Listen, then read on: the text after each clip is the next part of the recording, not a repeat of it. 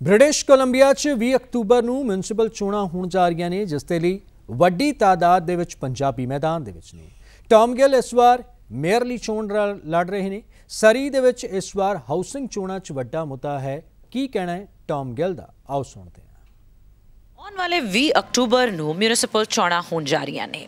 सरी वैंकूवर ते आले दुआले दे सूबियां नूं अपने नवे मेयर दी उड़ीक है। सरी जिन्ना को विकसित होया है उस दे नाल उहदे हाउसिंग नूं भी बहुत फर्क पिया है। अगर वैंकूवर दा कंपेयर करिए तो 4 गुणा रेट सरी विच वधे ने। किवें हाउसिंग अफोर्डेबिलिटी होएगी और की एजेंडा होएगा अज टॉम नाल जानने आ। सब तो पहला जिहड़ा हाउसिंग दा इशू है वो एक बहुत वड्डा इशू है। सरी लोकी आना चाहते ने मगर उन्ना ही मुश्किल है इत्थे अपना घर बनाना। तो यह अफोर्डेबिलिटी किदां तुहाडे अपने प्लान दे विच आंदी है? जी देखो जी, मैं पहला शुरू करना है चाहता अपने जो इंटरव्यू है। देखो जी, मुश्किल तो सारे नूं आते ठीक नहीं। जो मैं इस सिटी में मूव होया 32 ईयर्स अगो, मैं भी 18 साल का सीगा। मैनू उस टाइम जो मैनू लोड़ सीगा, मैनू अफोर्डेबल रेंटल की लोड़ सीगा। उस टाइम बहुत दोने मैं आते मेरी बड़ी भैन असी अपना बेसमेंट स्वीट 2 बेडरूम रेंट किया सीगा। उस टाइम जो असी पढ़ना सी असी पढ़ भी गए। सो मैं ये जो मेरा प्रचार है, मेरा प्रचार ये है, देखो जी साढ़े इस कम्यूनिटी के अपने किसी तरीके ना हाउसिंग अफोर्डेबिलिटी की बहुत बड़ी इशू है। करके जो बंदे नूं अपना अफोर्डेबल हाउसिंग मिल जाता, होर भी जो किसी ने काम कार करना, तुसीं पढ़ना, बिजनेस शुरू करना, होर भी नौकरी करना हो, it's very vital that we make sure that जो साडी community they have supports in place. पर जो साडा पॉलिसीज़ है, साडे पॉलिसीज़ काफ़ी सिंपल है। एक तो अपना तुहानूं पता सिंपल इकनॉमिक्स अपना सप्लाई में इंक्रीज़ करके तो ही अपनी डिमांड में थोड़ी अपना कटेल कर सकते हैं। कई बार अपने कम्यूनिटी असी ये भी देख रहे हैं अपने इस वेले community we have 147,000 people that are directly और indirectly related to the construction and trades industry. ठीक है नहीं। सो सानू हर पासे देखना चाहिए। मतलब एक तो सानू अपने कई बार बंदे कह रहे हैं मतलब टॉम डिवेलपमेंट ज़्यादा हो रहा, स्कूल्स डोंट कीप अप और hospitals are not keeping up. पर मैं वो जो बैलेंस रखना चाहता करके we need to make sure that अपने अफोर्डेबल होन अते साडे जिहड़े अपने कम्यूनिटी वो काम भी करते होन अते होर भी जिहड़े इंफ्रास्ट्रक्चर की लोड़ है वो भी बहुत जरूरी की गल है। सो सब कुछ कनैक्टेड हुंदा। पर जो साढ़े पॉलिसीज़ है, देखो जी असी अपने डाउनटाउन कोर्ट भी अपना काफ़ी जोर ला रहे अपने जिथे अपना उत्थे एक्सपेंशन हो सकता है। इस वेले 20 साढ़े हाई राइज़ चल रहे वेरीयस स्टेजिस के। गाँव का समय 20 होर चलूगे उत्थे अपने हिसाब नाल 21,000 हुण रेजिडेंट्स जरूर आओगे साढ़े डाउनटाउन कोर्ट अगले छोटे समय दे विच।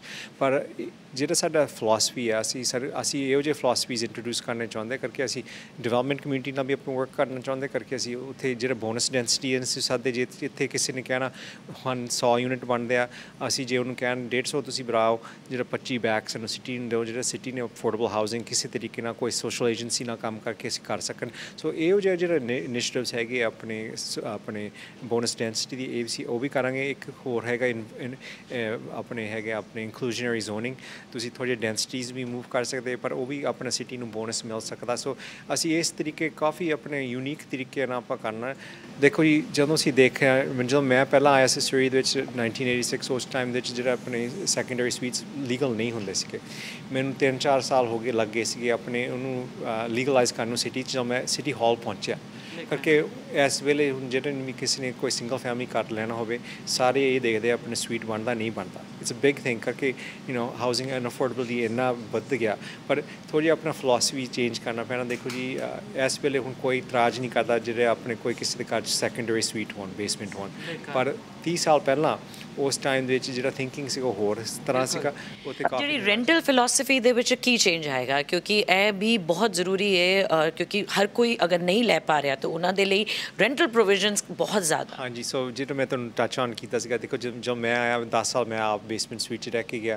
पर इहो जो अपॉर्चुनिटीज़ एक होंदा मार्केट एक होंदा नॉन मार्केट। हुण सानूं इंसेंटिव्स प्रोवाइड करने पैने मार्केट नूं जिहड़े आप रेंटल स्वीट्स बनाउण जिथे हाउसिंग अग्रीमेंट्स होण जिथे असी डेंसिटी जे वध भी देता सानूं कोई कमिटमेंट चाहिए 20-25 साल का। हाँ जी मैं ये जो यूनिट्स है मैं मार्केट और नॉन मार्केट रेंट्स लिए वरतूँगा करके जो नवे अपने बंदे आ रहे साडी कम्यूनिटी कई बार उन्होंने वध हैल्प ਚਾਹੀਦਾ। ਇਹ ਨਹੀਂ ਹੈਗਾ ਜਿਹੜੇ ਐਸਟੈਬਲਿਸ਼ ਬੰਦੇ ਨੂੰ ਕਈ ਵਾਰੀ ਪ੍ਰੋਬਲਮ ਪੈ ਜਾਂਦੀ ਹੈ ਤੁਹਾਨੂੰ ਕਿਸੇ ਪਾਸੇ ਨੂੰ ਨਵੇਂ ਕੁਝ ਹਾਊਸਿੰਗ ਕੋਆਪਰੇਟਿਵ ਵੀ ਸਾਹਮਣੇ ਆਣਗੇ ਕੁਝ।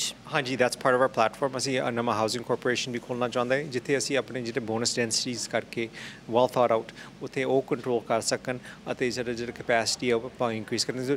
ਰੀਅਲੀ ਸਿੰਪਲੀ ਆ ਜਿਹੜਾ ਇਸ਼ੂ ਹੈਗਾ ਇਟਸ ਅ ਸਿੰਪਲ ਇਕਨੋਮਿਕਸ, ਪਰ ਸਾਰੇ ਪਾਸਿਓਂ everybody has to win, the city has to win, the resident has to win, ਜਿਹੜਾ ਆਪਣਾ ਡਿਵੈਲਪਰ ਹੀ ਹੈਜ਼ ਟੂ ਵਿਨ। ਸੋ ਸਾਰੇ ਪਾਸਿਓਂ ਜਿਹੜਾ ਇੰਪਲੋਇਮੈਂਟ ਕਰਦੇ ਆ ਆਪਣੇ ਟ੍ਰੇਡਸ ਕੰਸਟਰਕਸ਼ਨ ਦੇ ਵਿੱਚ suppliers they have to win. ਸੋ ਜਦੋਂ ਸਾਰੇ ਵਿਨ ਹੁੰਦੇ ਆ ਫਿਰ ਆਪਣਾ ਕਾਫੀ ਆਪਣਾ ਇੰਪੈਕਟ ਪੈ ਜਾਂਦਾ ਸਾਡੀ ਕਮਿਊਨਿਟੀ ਵਿੱਚ।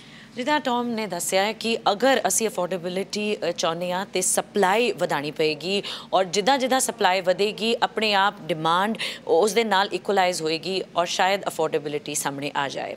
ਤੇ ਮੈਂ ਹਾਂ ਰਾਣਾ ਕੌਰ, ਕੈਮਰਾਮੈਨ ਫਹਾਦ ਦੇ ਨਾਲ, ਸਰੀ, PTC ਨਿਊਜ਼ ਕੈਨੇਡਾ।